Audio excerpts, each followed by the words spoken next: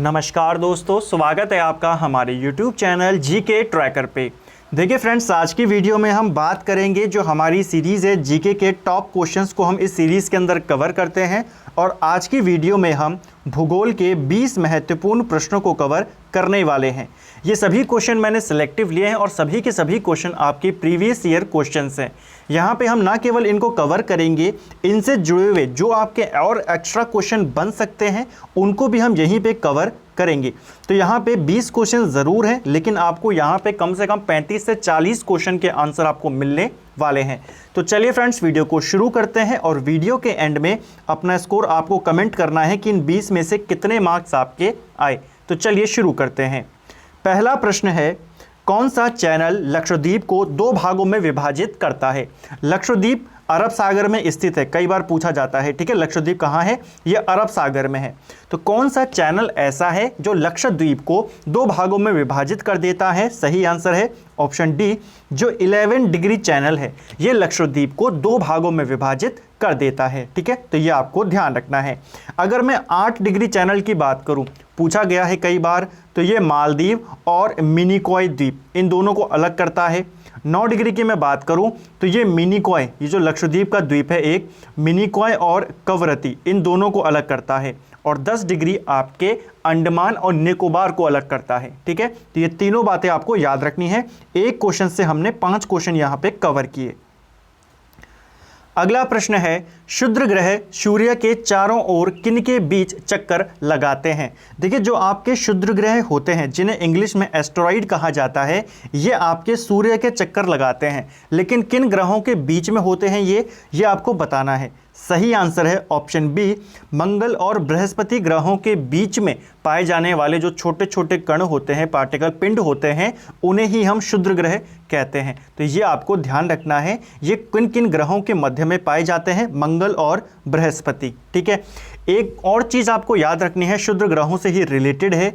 एकमात्र ऐसा क्षुद्र ग्रह कौन है जिसे हम नंगी आंखों से भी देख सकते हैं? तो उसका नाम है फोर वेस्टा। तो पूछा जा सकता है। ठीक है, तो इस क्वेश्चन को यहीं पर आपको याद रखना है। तो यहां पर हमने एक क्वेश्चन से 2 क्वेश्चन कवर किए।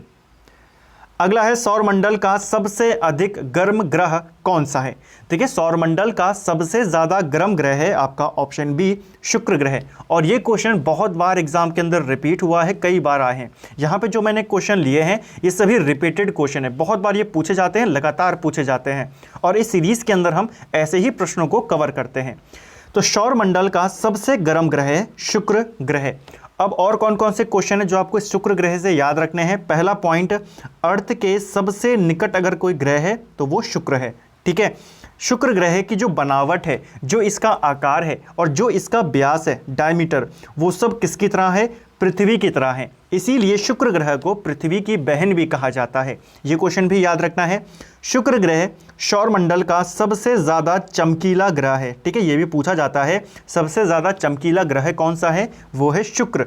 और ये चमकीला है, इसीलिए इसको सांझ का तारा और भोर का तारा ये भी कहा जाता है। कई बार पूछा गया है, सांझ का तारा किस ग्रह को कहते हैं? शुक्र को कहते हैं। भोर का तारा शुक्र को कहते हैं। नेक्स्ट है, गुटेनबर्ग असंबद्धता पृथ्वी के किन 2 परतों के बीच स्थित है? तो देखिए, जो ये गुटेनबर्ग असंबद्धता है, यह क्या है? यह आपके पृथ्वी जो है, पृथ्वी के अंदर के हिस्से को 3 भागों में बांटा गया है।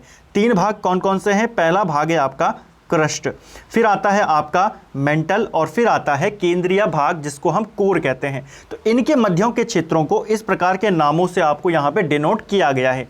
पूछा जा रहा है, जो आपका गुटेनबर्ग असंबद्धता है, ये किस किस के मध्य में, किस किस के मध्य का क्षेत्र कहलाता है? सही आंसर है मेंटल और कोर के बीच के क्षेत्र को हम गुटेनबर्ग असंबद्धता कहते हैं। अगर मैं आपको इसको सीक्वेंस में बताऊं, आप इसको याद रख लो, क्योंकि इसको लेके कई सारे एग्जामों में लगातार अब कुछ प्रश्न पूछे जा रहे हैं।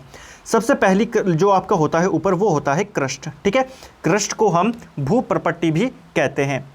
ऊपरी क्रस्ट और निचली क्रस्ट, इन दोनों के बीच का जो क्षेत्र होता है उसे कोनराड असंबद्धता कहते हैं। ठीक है, कोनराड असंबद्धता कहाँ होती है? ऊपरी क्रस्ट और निचली क्रस्ट के बीच में। इसके बाद आपकी क्रस्ट के बाद मेंटल आता है। क्रस्ट और मेंटल के बीच में आपका मोहस्विक होता है। ठीक है, मोहविसिक असंबद्धता क्रस्ट और मेंटल के बीच में होती है। इसके बाद आपका ऊपरी मेंटल और निचली मेंटल आता है, वहाँ पे आपका रेपेटी होता है, ठीक है, रेपेटी असंबद्धता ऊपरी और निचली मेंटल के बीच। अब आएगा आपका मेंटल और कोर, वहाँ पे आपका गुटेनबर्ग होता है, और फिर आपका आता है कोर। कोर को भी दो भागों में बांटा है, बाहरी कोर और आंतरिक कोर, इनके बीच होता है लहमन। तो ये आपको सीक्वेंस वाइज याद रखना है कौन किसके मध्य में होता है। अगला प्रश्न है, किस प्रकार की वर्षा बिजली की चमक और बादलों की गरज के साथ होती है। देखिए इससे जुड़ा हुआ एक प्रश्न अभी जो हाल ही में एग्जाम होता है वहां पर भी आ चुका है, अब इसके बारे में बात करते हैं। देखिए कौन सी ऐसी प्रकार की वर्षा है जो बिजली की चमक और बादलों की गरज के साथ होती है। सही आंसर है ऑप्शन सी, संवहनीय वर्षा। देखिए जो ये संवहनीय वर्षा होती है ये आपके कपासी वर्षा जो मेघ होते हैं, कपासी वर्षा मेघ, उनके द्वारा होती है। और पेपर में पूछा गया था कि जो बिजली के साथ वर्षा होती है वो किन मेघों से होती है, आंसर था कपासी मेघों से, ठीक है। और जो वर्षा होती है उस वर्षा को संवहनी वर्षा कहते हैं, ठीक है। तो ये आपको ध्यान रखना है, अभी बादलों का नाम पूछा था, आने वाले टाइम पे आपको वर्षा का नाम पूछा जा सकता है।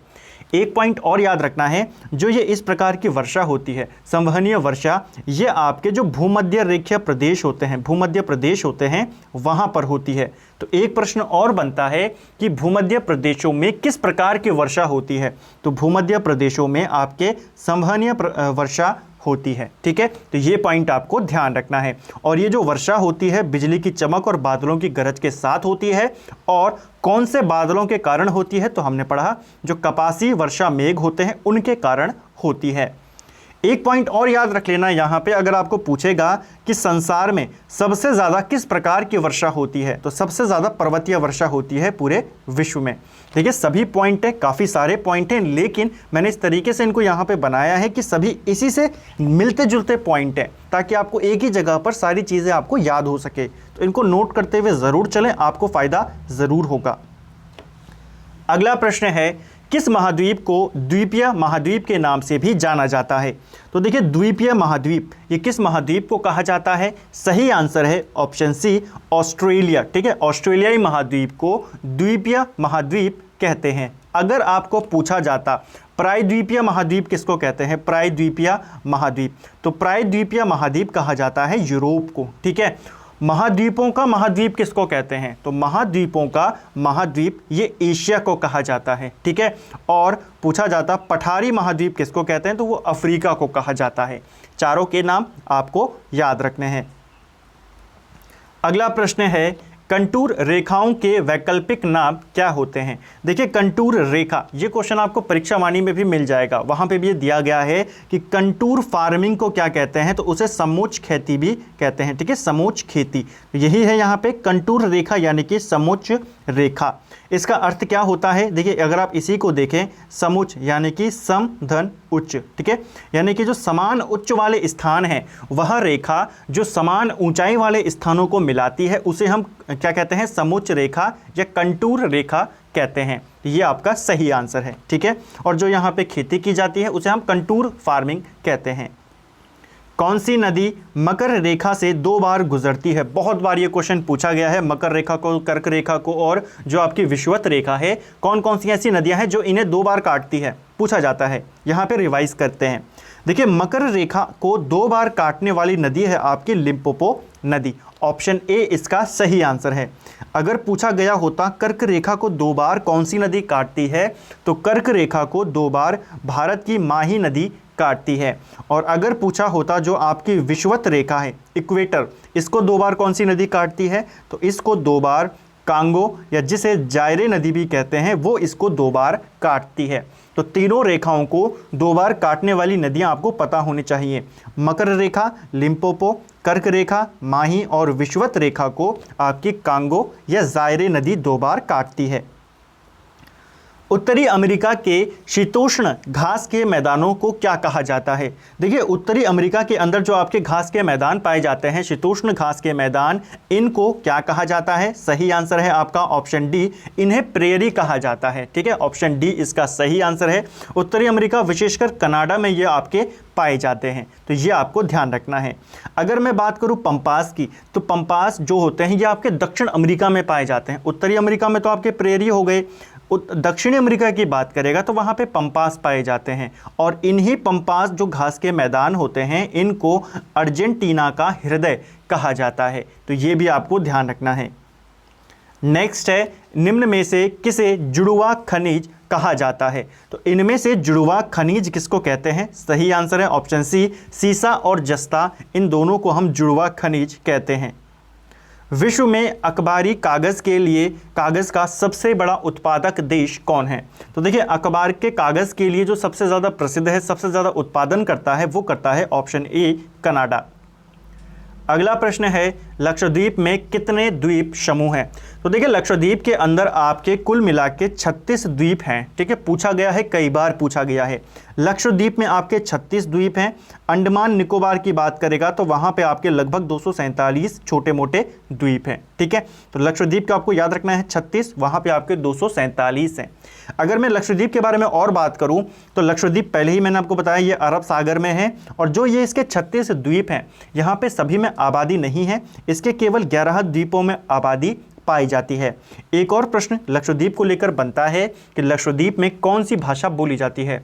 तो लक्षद्वीप के लगभग सभी द्वीपों में जहाँ पे आबादी है वहाँ पे मलयालम बोली जाती है। ठीक है, मलयालम। एक द्वीप को छोड़कर जिसका नाम है मिनिकॉय, मिनिकॉय में महल भाषा बोली जाती है। ठीक है, महल।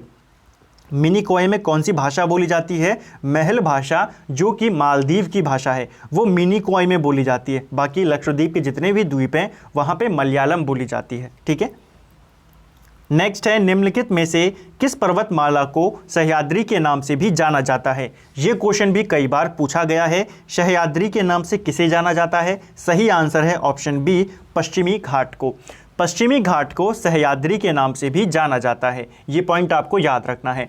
अब हम बात करेंगे इसको लेके जो आपके और इम्पॉर्टेंट क्वेश्चन है और इम्पॉर्टेंट पॉइंट्स हैं उनकी। देखिए, पश्चिमी घाट आपने बोला कि इसको सह्याद्री भी कहते हैं। एक रेखा है 16वीं उत्तरी अक्षांश रेखा, इसको ध्यान रखना।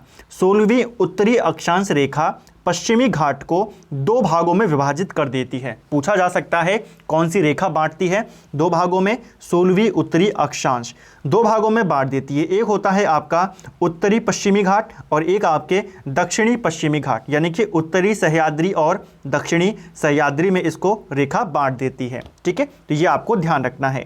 जो आपका उत्तरी पश्चिमी घाट होता है या उत्तरी सह्याद्री होती है, इसकी जो सर्वोच्च चोटी है वो है कालसुबाई। पूछा जा सकता है। ठीक है, कालसुबाई किसकी सर्वोच्च चोटी है? अगर ऑप्शन में इस तरीके से है तो आप सीधा टिक करें पश्चिमी घाट, लेकिन अगर और डिटेल में पूछेंगे तो आप बताएंगे जो उत्तरी पश्चिमी घाट है उसकी सर्वोच्च चोटी है कालसुबाई। ठीक है, और अगर मैं बात करूं जो दक्षिण वाला हिस्सा है इसका, दक्षिणी सह्याद्री, उसकी सर्वोच्च चोटी क्या है? तो वो है इसकी कुद्रेमुख। ये दक्षिणी सह्याद्री की सर्वोच्च चोटी है।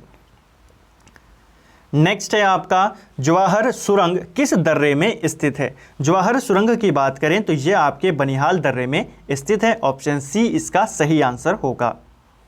नेक्स्ट है, निम्नलिखित में से कौन सी नदी अमरकंटक के पठार से नहीं निकलती है? तो देखिए, यहाँ पे आपको पहले कुछ पॉइंट याद रखने होंगे। छत्तीसगढ़ के अंदर एक पठार है आपका मैकॉल पठार। ठीक है, पूछा जाता है मैकाल का पठार कहाँ है? ये आपके छत्तीसगढ़ में है, और इस पठार की जो सर्वोच्च चोटी है वो है आपका अमरकंटक। ठीक है, और यहाँ से आपकी कुछ नदियाँ निकलती हैं। पूछा जा रहा है कौन सी नदी यहाँ से नहीं निकलती? सही आंसर है ऑप्शन सी, गोदावरी। गोदावरी अमरकंटक के पठार से नहीं आती है, अमरकंटक से नहीं आती है गोदावरी। गोदावरी आपकी कहाँ से आती है? तो गोदावरी आपके जो त्र्यंबक नामक एक जगह है, ठीक है, पश्चिमी जो घाट है आपका, पश्चिम घाट है, उसके अंदर त्र्यंबक पहाड़ी महाराष्ट्र के अंदर, वहाँ से ये नदी निकलती है गोदावरी। ठीक है, अगर मैं अमरकंटक से बात करूं तो अमरकंटक से नर्मदा भी आती है, सोन भी आती है, महानदी भी आती है। ठीक है, ये सारी नदियां आपके अमरकंटक से आती हैं। अमरकंटक से ऐसी 2 नदियां कौन सी हैं जो अपोजिट डायरेक्शन में आती हैं? ये भी पूछा गया है। तो देखिए, अमरकंटक मान लीजिए ऐसा अमरकंटक है, इधर है उत्तर और इधर है दक्षिण। उत्तर की साइड से आती है सोन नदी, ये उत्तर को बहती है, और दक्षिण की तरफ से आती है आपकी महानदी। ठीक है, 2 नदियां कौन सी हैं जो अपोजिट डायरेक्शन में बहती है अमरकंटक के? एक है सोन नदी और एक है महानदी। नर्मदा नदी भी अमरकंटक से निकलती है, अमरकंटक के पश्चिमी छोर से ये निकलती है। गंगा और ब्रह्मपुत्र की संयुक्त जलधारा किस नाम से जानी जाती है? देखिए, गंगा और ब्रह्मपुत्र की जो संयुक्त जलधारा है इसे मेघना के नाम से जाना जाता है बांग्लादेश में। ठीक है, अब यहाँ पे कुछ नाम है जो आपको याद रखने हैं। देखिए, जो गंगा नदी है, गंगा को बांग्लादेश में पद्मा कहा जाता है। ठीक है, और जमुना ये ब्रह्मपुत्र का नाम है बांग्लादेश में। ठीक है, तो बांग्लादेश में गंगा को क्या कहते हैं? पद्मा। ब्रह्मपुत्र को क्या कहते हैं? जमुना। जब ये दोनों नदियां मिल जाती हैं तो ये बना देती हैं मेघना। ठीक है, तो ये आपको ध्यान रखना है, कई बार ये नाम पूछा गया है। ब्रह्मपुत्र की बात करें तो ब्रह्मपुत्र के बहुत सारे नाम हैं, उनको एक बार रिकॉल कर लेते हैं। देखिए, ब्रह्मपुत्र को तिब्बत में किस नाम से जाना जाता है? तो ब्रह्मपुत्र को तिब्बत में सांगपो नदी कहते हैं। ब्रह्मपुत्र को अरुणाचल प्रदेश में किस नाम से जाना जाता है? तो इसको अरुणाचल में दिहांग नदी कहते हैं। ठीक है, तिब्बत में सांगपो, अरुणाचल में दिहांग और असम में आके जो ब्रह्मपुत्र है इसे ब्रह्मपुत्र का नाम मिलता है। ठीक है, नेक्स्ट है मानसून शब्द की उत्पत्ति किस भाषा से हुई है? देखिए, जो ये आपका मानसून शब्द है ये आपका अरबी भाषा का शब्द है, ये आपको ध्यान रखना है, पेपर में कई बार ये भी पूछा गया है। देखिए, अरबी भाषा का एक शब्द है जो है मौसीन। ठीक है, इसका अर्थ होता है मौसम। ठीक है, मौसीन ये अरबी भाषा का शब्द है और इसका अर्थ होता है मौसम, और इसी शब्द से बना आपका बाद में मानसून। कौन से वन चक्रवातों के अवरोधक का कार्य करते हैं? तो किस प्रकार के जो वन होते हैं वो चक्रवातों को, जो आपके चक्रवात आते हैं उनके लिए अवरोधक का कार्य करते हैं? सही आंसर है option A, mangrove one. Mangrove one जो होते हैं ये चक्रवातों के लिए स्पीड ब्रेकर का काम करते हैं। ठीक है, अवरोधक का काम करते हैं।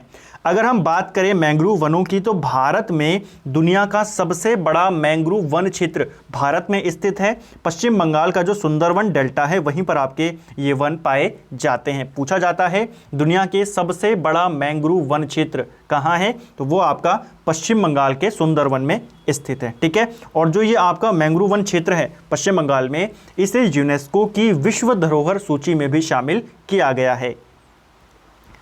नेक्स्ट है भारत और चीन के मध्य मैकमोहन रेखा का निर्धारण कब किया गया? एक क्वेश्चन तो यही बार बार पूछा जाता है कि मैकमोहन रेखा किन दो देशों के मध्य में स्थित है? तो ये आपके भारत और चीन के बीच है और इसका निर्धारण 1914 में किया गया। जगह का नाम पूछेगा कहाँ पे किया गया? तो शिमला में इसका निर्धारण किया गया। तो ये भी आपको ध्यान रखना है। और आज का अंतिम प्रश्न है धारवाड़ का पठार कहाँ स्थित है? देखिए, जो ये धारवाड़ का पठार है ये आपके कर्नाटक राज्य में स्थित है। ऑप्शन सी इसका सही आंसर होगा। ठीक है, तो ये आपको ध्यान रखना है, धारवाड़ का पठार कर्नाटक में स्थित है। तो फ्रेंड्स, ये थे हमारे भूगोल के 20 महत्वपूर्ण प्रश्न। आप देख सकते हैं, अगर आपने वीडियो को पूरा अच्छे से देखा है, हमने केवल 20 MCQs कवर किए, लेकिन अगर आप सारे फैक्टों को कवर करें तो 50+ क्वेश्चंस हमने आज के इस वीडियो में कवर किया है। पूरे भूगोल का हमने लगभग ओवरव्यू यहाँ पे लिया है, जो इंपॉर्टेंट पॉइंट्स थे उनको कवर किया है। उम्मीद करता हूं आपको वीडियो पसंद आया होगा। वीडियो पसंद अगर आपको आता है तो वीडियो को एक लाइक ज़रूर करें, और अगर आप चैनल पे नए हैं तो चैनल को सब्सक्राइब करें। साथ ही अपने दोस्तों के साथ वीडियो को शेयर ज़रूर करें, और अपने एक सोशल मीडिया प्लेटफॉर्म पे वीडियो का लिंक आप ज़रूर डालें, और अपना स्कोर कमेंट करना बिल्कुल भी ना भूलें। आपके इन 20 में से कितने मार्क्स यहाँ पे रहे। Thank you friends.